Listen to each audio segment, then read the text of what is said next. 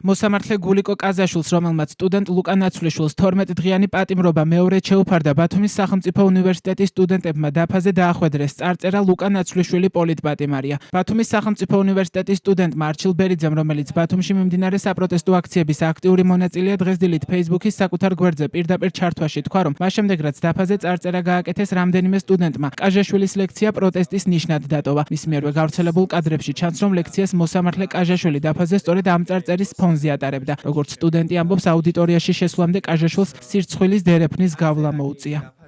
გაჩვენებ ქალბატონ გულიკო კაჟაშვილს, რომელსაც მოუწია სირცხვილის დერეფანი გაევლო, სანამ უნივერსიტეტში შევიდოდა. აი შეწუხებული სახე აქვს.